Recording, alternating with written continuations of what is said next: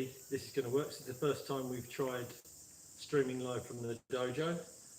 We've got a very rural address out here in a big valley, so the internet is a bit questionable, but hopefully we'll be fine. I'm here with my my dear brother Marcus Encel, sensei from Melbourne, Australia. We've just finished day 3 of our camp. Absolutely superb training. We've had jiu-jitsu today. Marcus took a great session showing the application of kata from basic through to how it would apply in competition and then how it might apply in a real life situation, which was fascinating. We had some Maori weapons, which was really illuminating. That was great. Oh, my alarm's going off. Unfortunately, I haven't got another screen, so I can't see if there's anyone watching. So I will hop every now and then and have a little look in the comments. But what I'm going to do for tonight, just as an intro to this streaming idea, I promise I'll get more organised. I just want to quickly interview Marcus because he's an interesting guy, and I think it'd just be good for you to see a bit of background because obviously we've got a few of his videos on the channel. So just briefly tell us how you got into Aikido, how you got into martial arts, and just a elevator pitch what you've done and where you've been and where you trained. Because am I right in thinking that your parents knew or met sensei? That's right, yeah. Yeah. So tell us about, because that's a how did an Aussie couple meet a kind of venerable Japanese martial artist? Well, my dad was one of the first people in Australia to do imports from Japan. Okay. And he used to go over to Japan every year and initially work a lot with the Stax company in Rotel and, a few other things like that. And he was, I can't remember what happened, I think he got mugged or something, but he wanted to do some self-defense, and he wanted to do something that was quite, intelligent self-defense. And one of the Japanese guys said, we should introduce you to a sensei. And so I think it was Mum was also not able to stop breastfeeding me, so the doctor suggested that he'd take her to Japan when he went over to Japan, and hence they were both in Japan at the same time.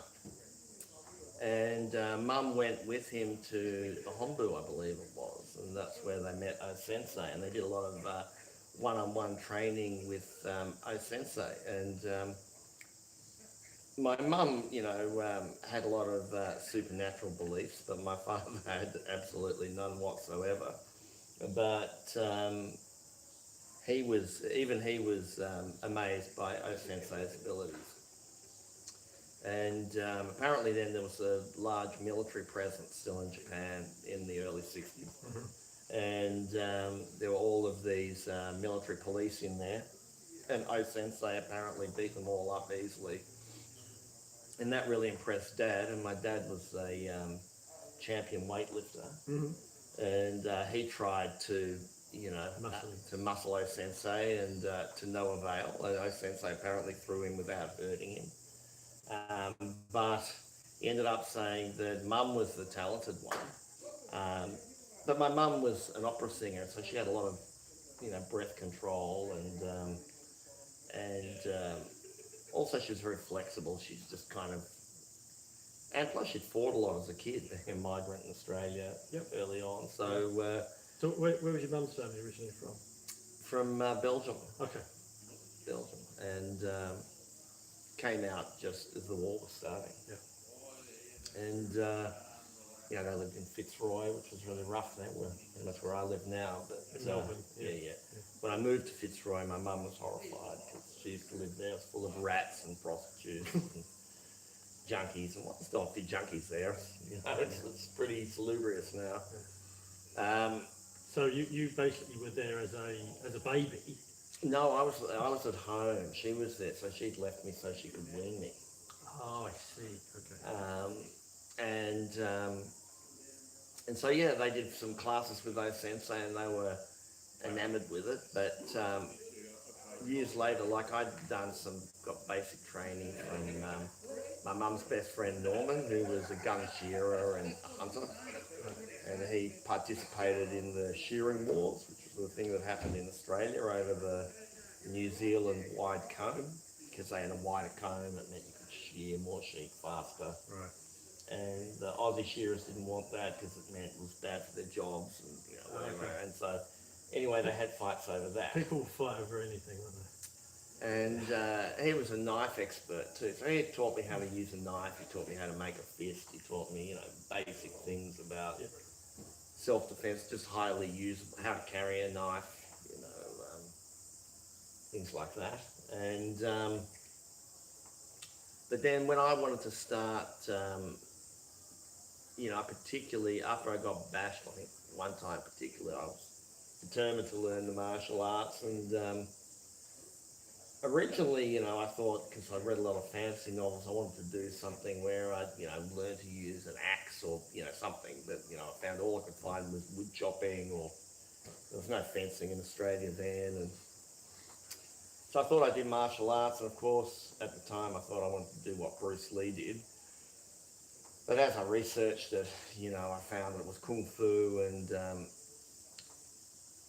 what's more was it was Wing Chun. And I checked Wing Chun out. I didn't really like Wing Chun. It didn't look as graceful as what Bruce Lee did, and to put it mildly. And it just didn't seem, it seemed a bit dry to me as a kid when I was, it's not that I had anything against it, it seemed a bit dry. I didn't take to it. Mm-hmm.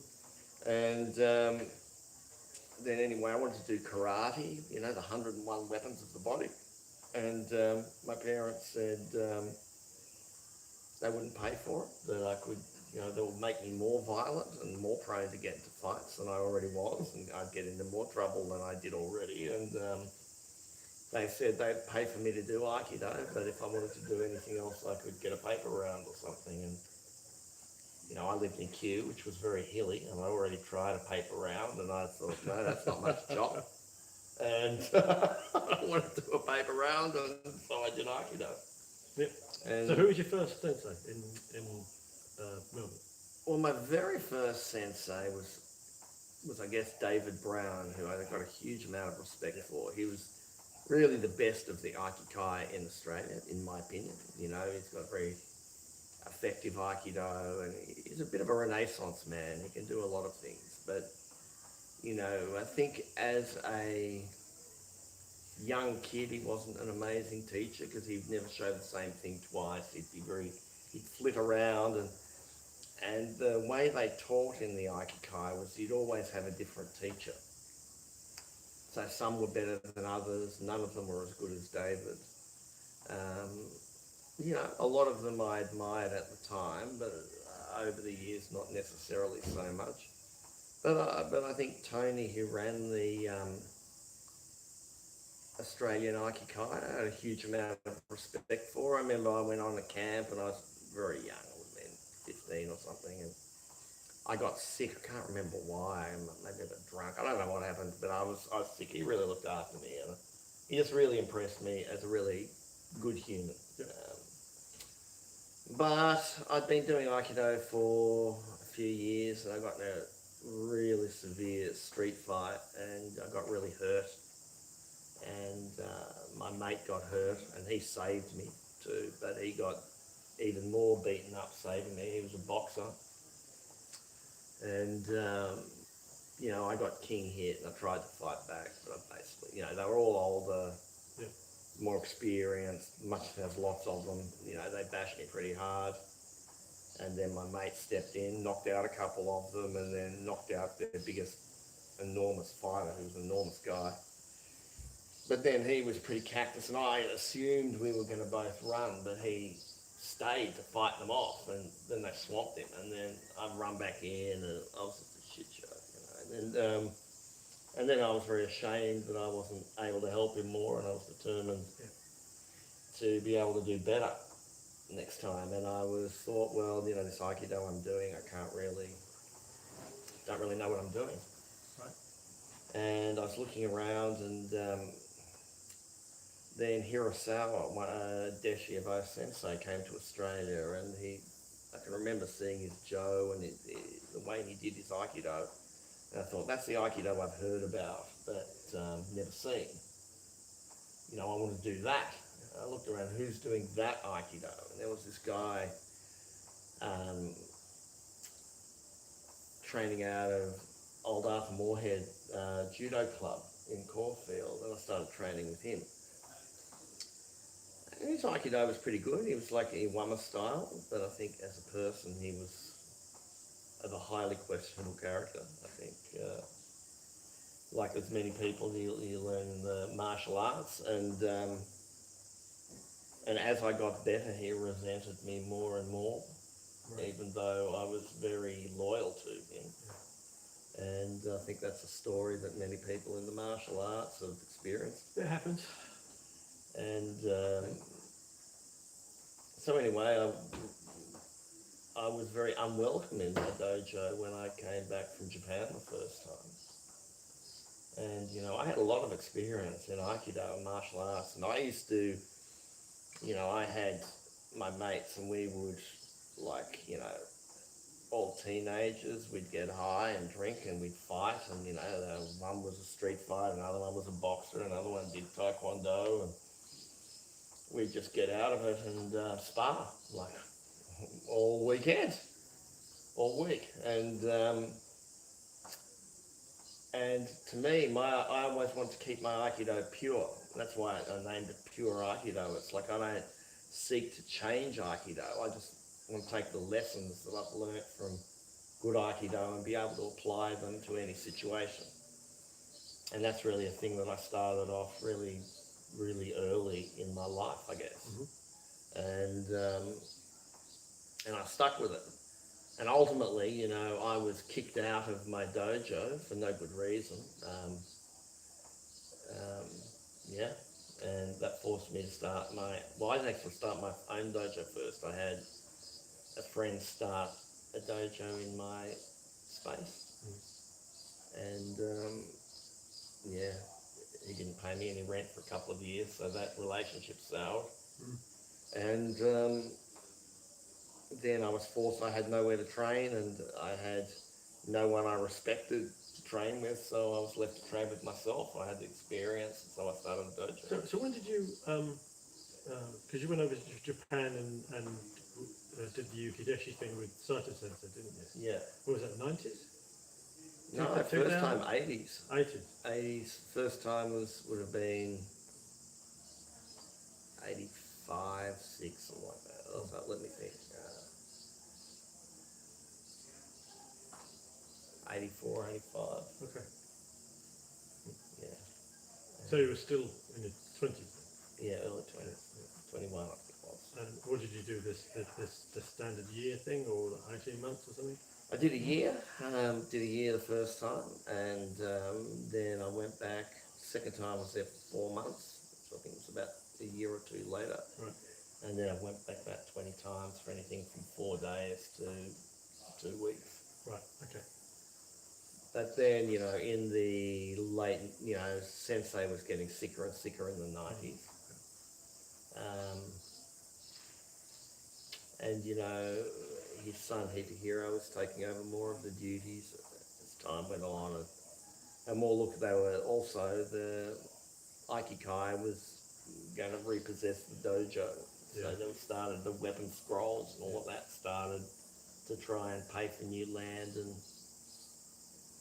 the good thing about Saito Sensei, he was always very honest about why he did everything. He said he started the weapon scroll so he could pay for the new thing.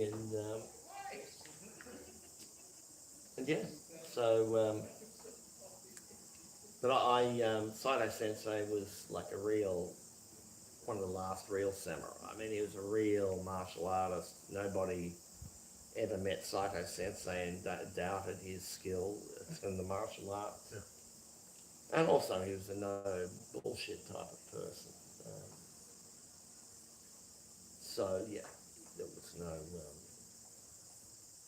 no airs and graces. What do you reckon the main thing you took from I mean, obviously not just visiting, many people have stayed at Awama for a period of time, but doing the year, that's a big commitment, and that must be quite a big kind of internal shift to be able to cope with the type of training and being away from home. What was the main thing you took from that kind of Deshi training? Well, I think I did an apprenticeship in Renaissance jewellery and sculpture. And my teacher, Matcham, always said I was the boy who wanted everything yesterday. And I think being a Deshi taught me how to be patient, Right. for the first time in my life. And raking the pine forest and things that at first seemed to me maddeningly absurd, eventually became quite calming for me. And I also, I think I never suffered fools gladly, but when you would get, there was so much misuse of the Japanese senpai kohai system in Japan. It would just trigger all my my antisocial behaviour. And like I would say to people, like, I will carry a piece of 4x2 myself, but I'm not going to be the 12th man on one piece of 4x2. Yeah. And but by the end of it, I realised, well, I can argue about this, or I can just do it and not have problems with everybody. Yeah. So there were things that were in the what should we call it, the ritual of training that seemed ludicrous, but it was easier to kind of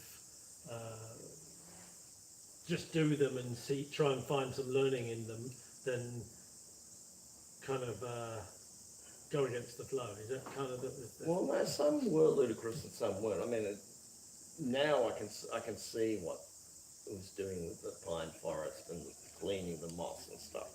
But things like the Deshi, kind of the way they tries to use the senpai kohai system, it's kind of like there's a term, I think it's a psychological term called the hierarchy of submission. Mm-hmm. And it's like if you serve, then you will be given the orders ultimately. And they would try, but all these different people would be trying to find passive aggressive ways to assume ascendancy over you, to somehow trick you or make you think that they are your senpai and they can tell you what to do. Oh, so this would have been other people doing the doing the Deshi. other foreigners in Japan, like the Japanese weren't like that. Okay.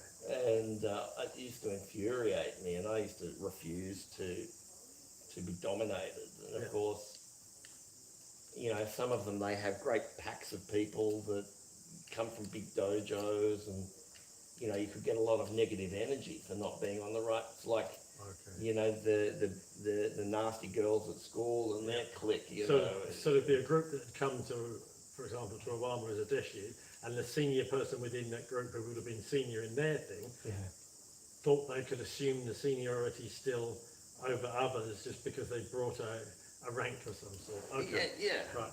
Yeah.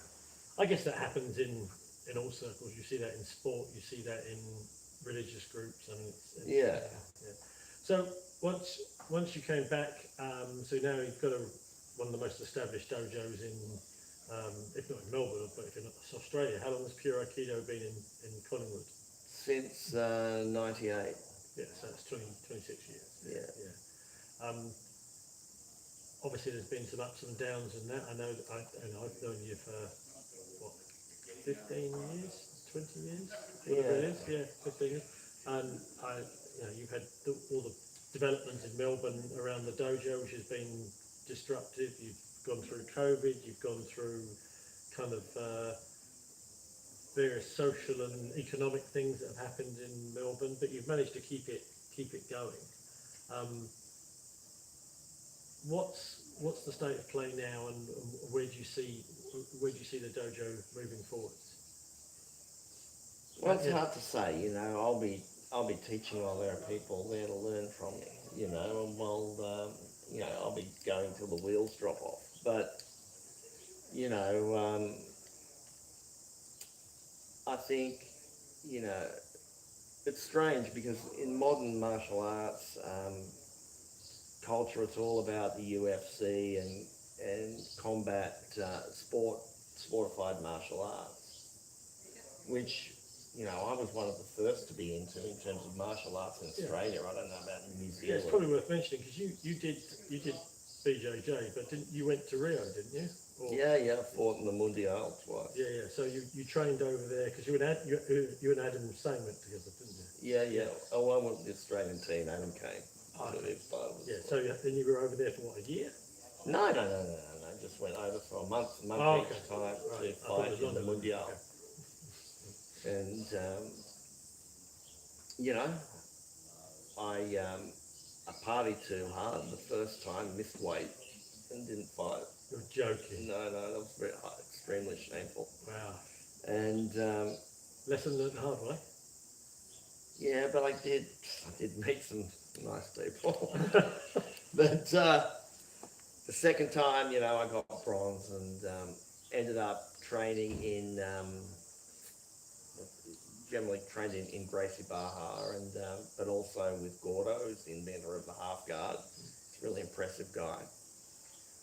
And trained with Carlson Gracie, who was a big guy that most of the braces that did the ballet tudo and stuff mostly, and trained in his school. And they wanted us to rep with them, but you know, there's a thing, you know, don't change schools. And I'm very much a believer in that. You know, if you believe in your teacher, you stay with your teacher. You know, and it's not a very modern approach,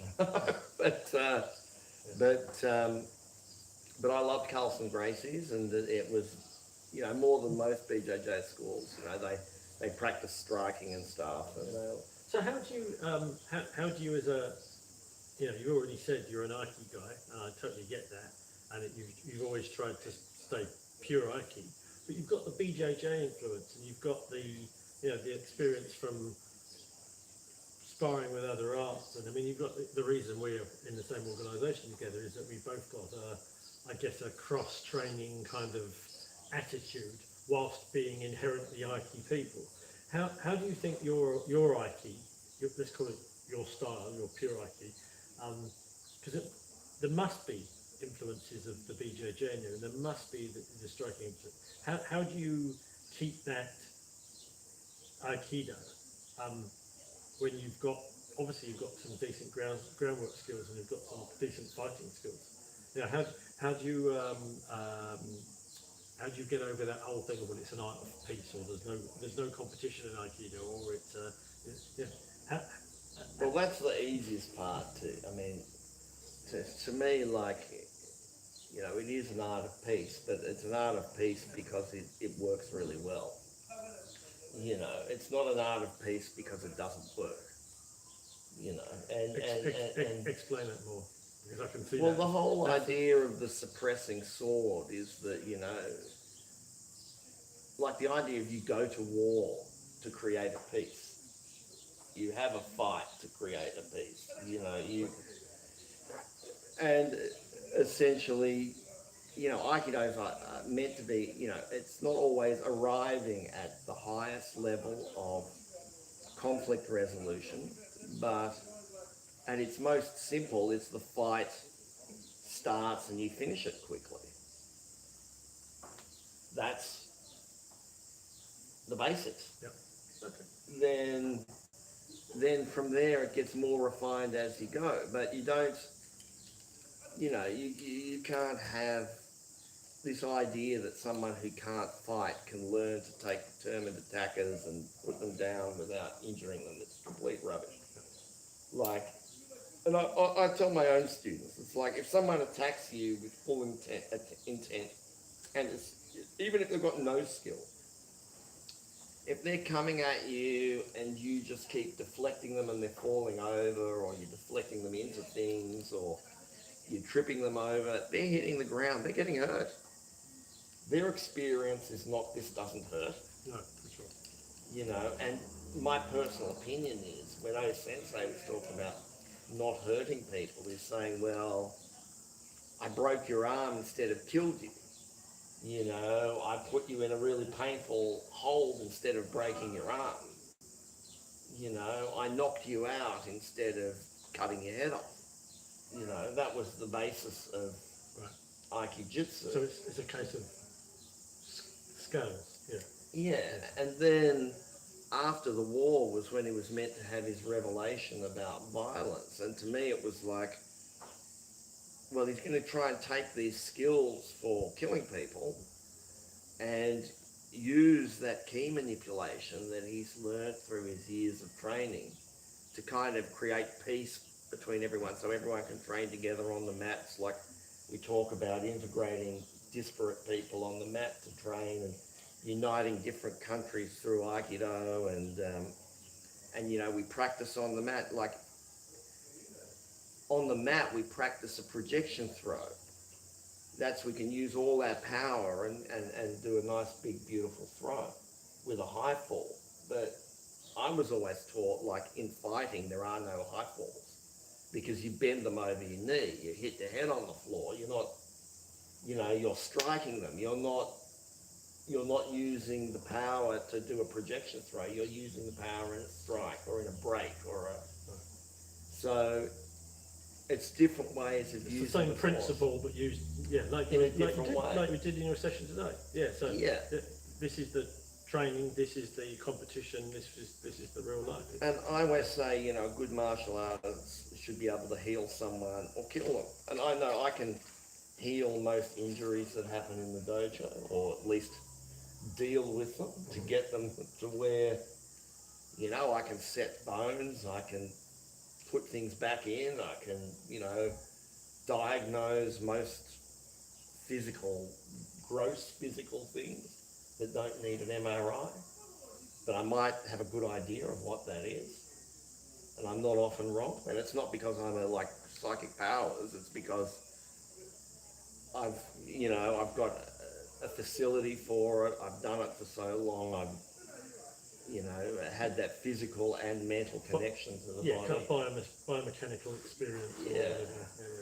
So, I mean, but your second part of your question, which yeah. was about, you know, how do you do different arts? I just keep everything in its lane. Like, to me, Aikido works, but, you know, you don't try and mix concepts. Like, you could have an approach where, okay, I'm doing Aikido now, and then I'm kickboxing now. And I tried that when I was a teenager. I had this concept for a while, Aikibox, which developed with this guy who taught me how to box.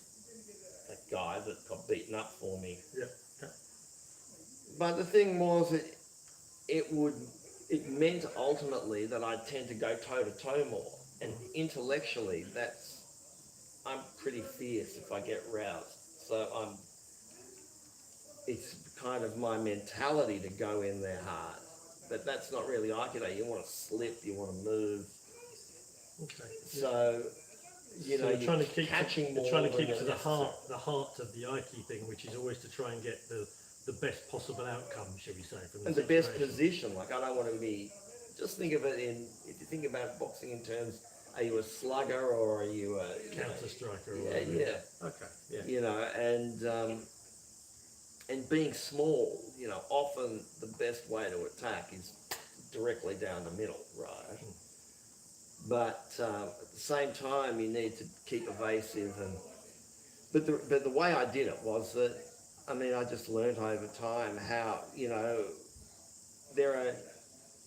when I learn a different martial art, I don't try and do that in Aikido. I take any concept that I need, any strategy, and I just use it in my Aikido, which is what a sensei said. You know, you take anything from other martial arts and put them in the clothes of Aikido. Yeah. Okay. Meaning, like, you know, you absorb that strategy and you just integrate it into your Aikido. You just answered what was going to be my final question.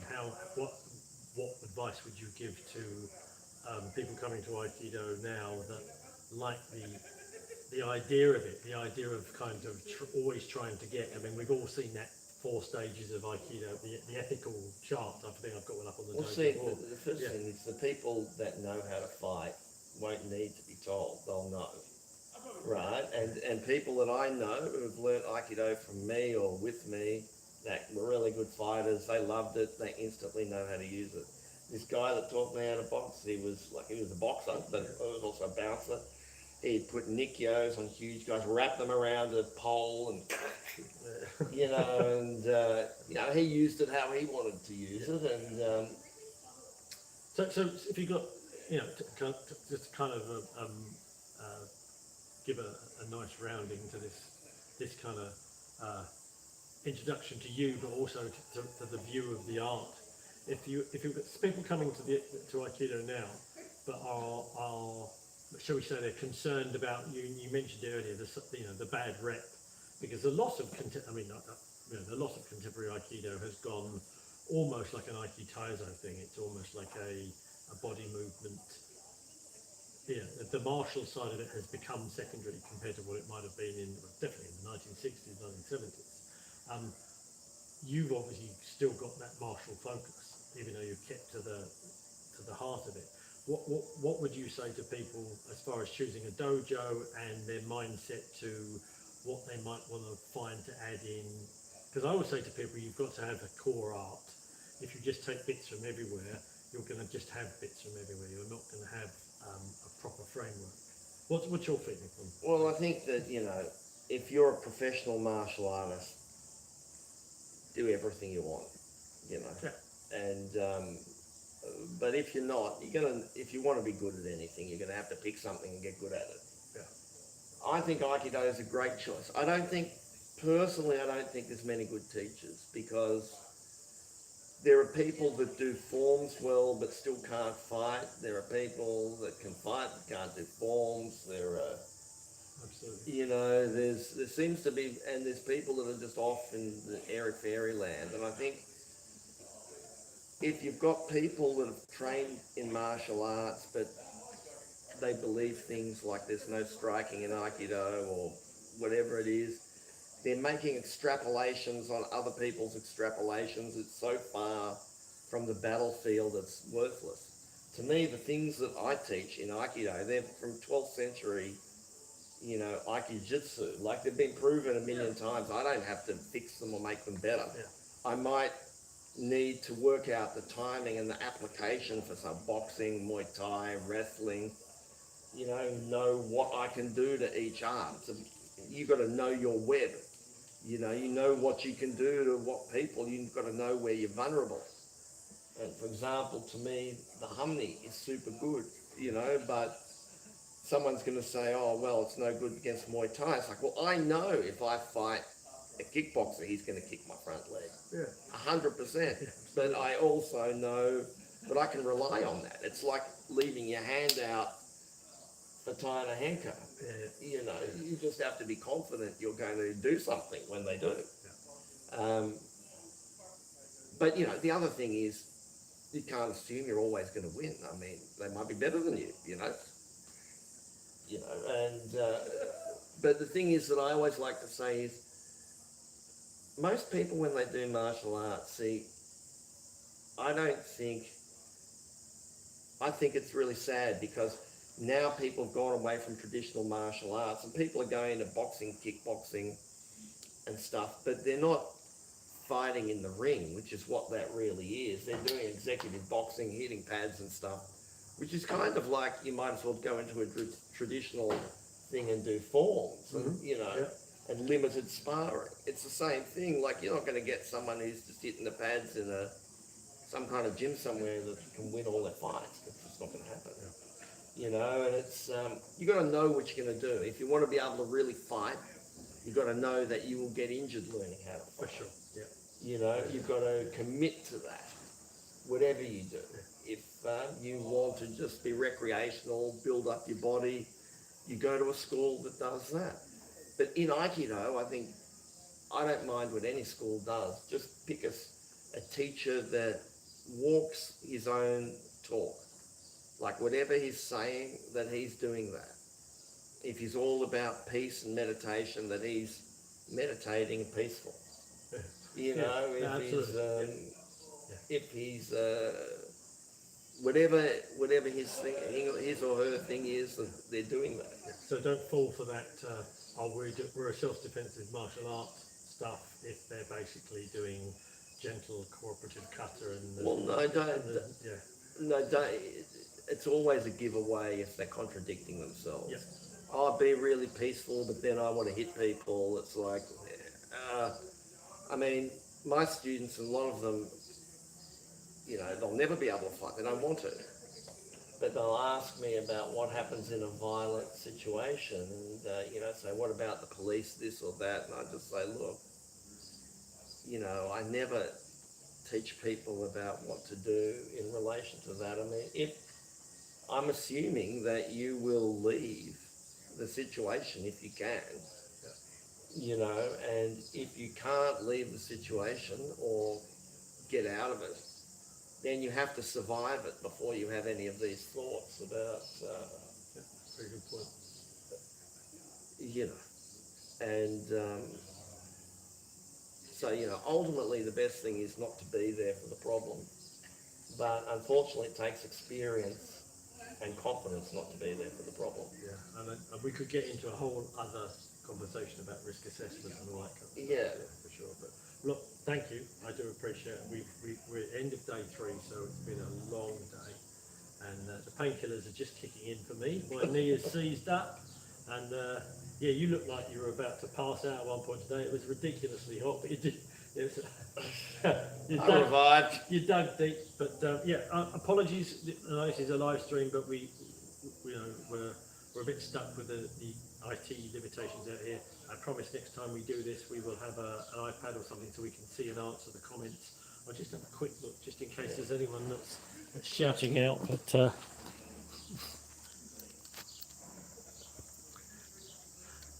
I have no idea what I'm doing, but we're still live anyway. I'll just say thank you. But yeah, thanks a lot if you're watching at the moment. Thank you if you're watching again, and yeah, thank you to Marcus and all the other senior instructors within the group that give up their time.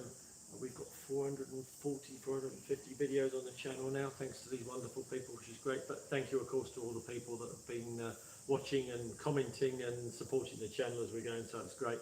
I'm going to go and start editing all these videos, and they'll slowly go back up. But yeah, thanks again for watching, and I'm hoping to get over to Marcus's dojo where we will do some more stuff, hopefully sometime this year, if not next. Beautiful. But thank you, brother. Thank you. An honour as always.